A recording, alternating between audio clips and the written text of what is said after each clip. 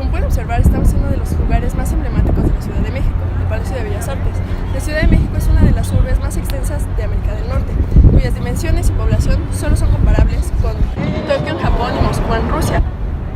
Es una de las urbes más extensas de todo el mundo, así como es el principal núcleo urbano, social, político, económico y cultural de la nación mexicana. Y ha sido escenario de diferentes acontecimientos que han marcado la historia de la nación. Un ejemplo muy importante sería el movimiento del 68. La Ciudad de México cuenta con una gran infraestructura e historia. México tiene muchos lugares emblemáticos que todo mexicano debe conocer y que todo extranjero desea conocer cuando llega aquí. Entonces es cuando nos preguntamos si México es una de las ciudades por autonomía o solo los mexicanos nos hacemos creer que es un gran país. Para esto tomamos referencia el libro de la grandeza mexicana de Bernardo Balbuena, en donde aquí se nos hace una gran exaltación sobre una gran ciudad que es México. Y en varios capítulos va repasando varios aspectos mexicanos como es su naturaleza, ideologías, estatuas, tomando referencia muchas calles también de la ciudad. Como por ejemplo el capítulo 1. En el capítulo 1 se nos muestra una gran exaltación sobre una ciudad perfecta, la famosa Ciudad de México, en donde el clima es perfecto o templado y también se da las tierras fértiles.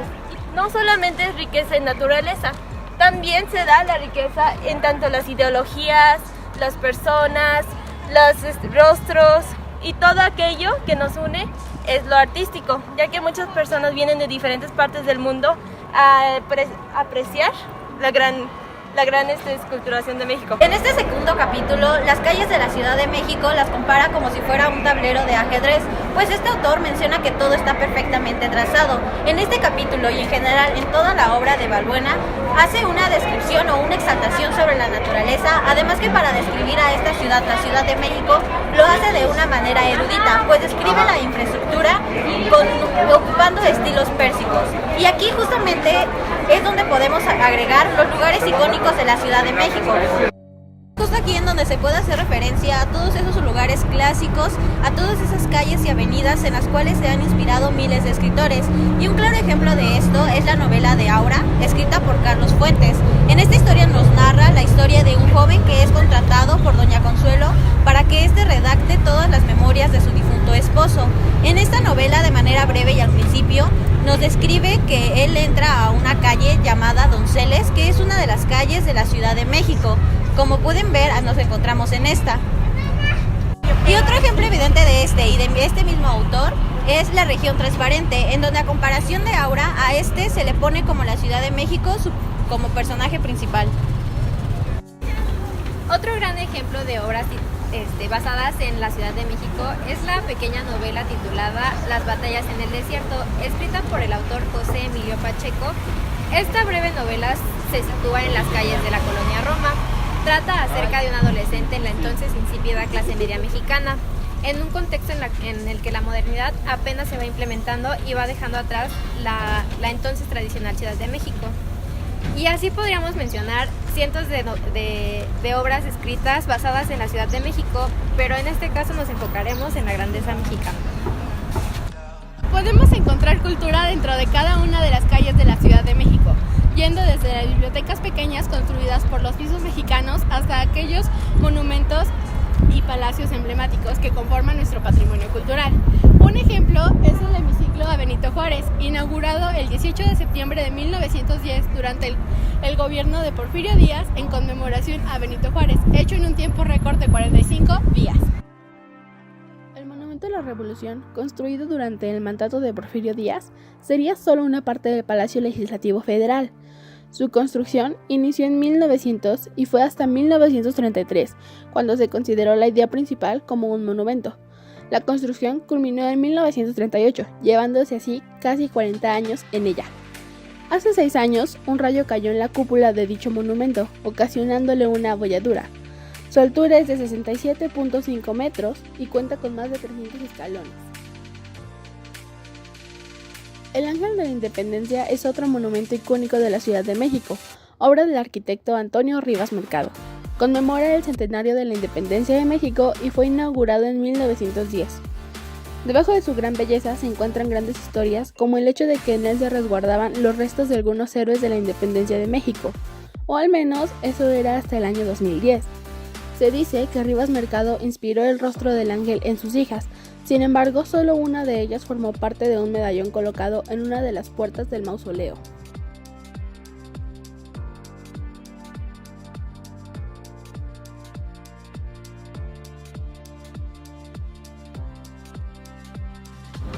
Y es que para hablar de lugares barrocos podemos poner por ejemplo la Plaza de la Constitución, comúnmente conocida como el Zócalo. Es la segunda plaza más grande de todo el mundo y la plaza principal de la Ciudad de México. Su nombre se debe a la promulgación de la Constitución de Cádiz de 1802. Tal vez sea el más barroco, debido a que nos narra de una forma muy enaltecedora cómo caminaban los caballos y los compara con los mejores que han existido en la historia y literatura. No son comparables ni con el hipogrifo de Ariosto en el Orlando, que era un animal alado lleno de virtudes. Balbuena vivía plenamente en un periodo barroco, por eso es que en sus poemas nos habla mucho de este estilo. Pero también hace alusión al periodo clásico, en especial está muy ligado al periodo clasicismo renacentista. En el capítulo quinto, Regalos y ocasiones de contento, nos relata al inicio de las estrofas, la descripción de un lugar que florece con la llegada del verano, pero que anteriormente era un lugar lleno de naturaleza por sí sola. Esto hace conexión con la conquista o la llegada de los españoles, que nos menciona los diferentes cambios que tuvo la ciudad después de este hecho histórico. Hace la mención de la infraestructura, la música, las telas, las tradiciones, y que hasta el día de hoy pudimos ver en nuestra ciudad.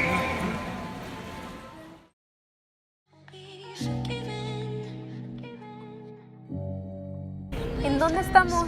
Bueno, nos encontramos en la Alameda Central, uno de los principales pulmones de la Ciudad de México, desde épocas del Porfiriato hasta la fecha. Con respecto al poema de Balbuena de la Grandeza Mexicana, podemos ver que él nos habla sobre la primavera, y aquí, por ejemplo, podemos ver que nos encontramos con diversas flores, con muchos tipos de árboles. Por ejemplo, acá tenemos lo que es la lavanda, que tiene un olor muy especial. Y también, por ejemplo, si tú quieres venir y quieres conocer cómo florece aquí la primavera, yo creo que la Alameda Central es uno de los lugares en donde más podemos ver la primavera en todo su esplendor. Y bueno, con el poema de Balbuena también nos destaca mucho lo que son las flores, que México tiene una gran diversidad de flores.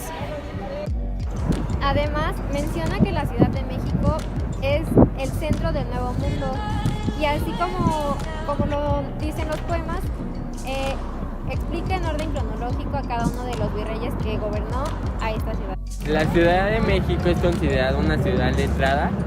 Podemos empezar diciendo que la ciudad letrada inicia con la llegada de los españoles y de los criollos, y con eso de las diferentes corrientes literarias y de las diversas bibliotecas.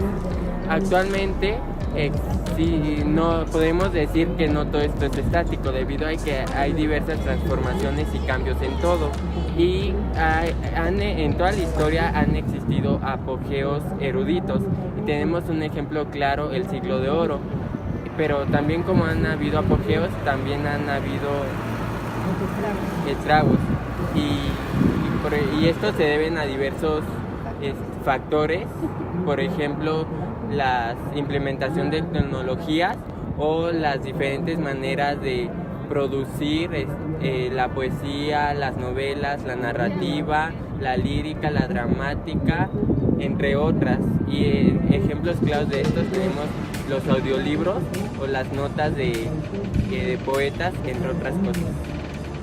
Otro elemento muy importante que conforma nuestra cultura son los sitios arqueológicos, como lo son las ciudades antiguas donde prevalecen los cimientos que se han convertido hoy en día en museos con la finalidad de conservar la historia.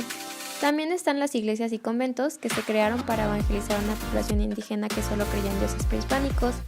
Por otra parte, el arte y la literatura de México también han tenido una historia muy turbulenta, pues Como resultado de la colonización, buena parte de la literatura mexicana tomó prestadas ideas y técnicas de Europa. No fue hasta el periodo posterior a la Revolución que las artes comenzaron a desarrollar sus propias características y pronto evolucionaron, dando al mundo algunas de las más aclamadas figuras del arte y la literatura universal. En el contexto actual, la cultura mexicana es en definitiva una de las más admiradas alrededor de todo el mundo. Con base en todo lo anterior dicho en el video, podemos concluir que la Ciudad de México sí es cultural por antonomasia, ya que está conformada por la combinación entre las originales culturas prehispánicas como la maya, la mexica, la azteca, por mencionar algunas, y la llegada del colonialismo europeo que dio como resultado una repercusión radical en el estilo de vida en México.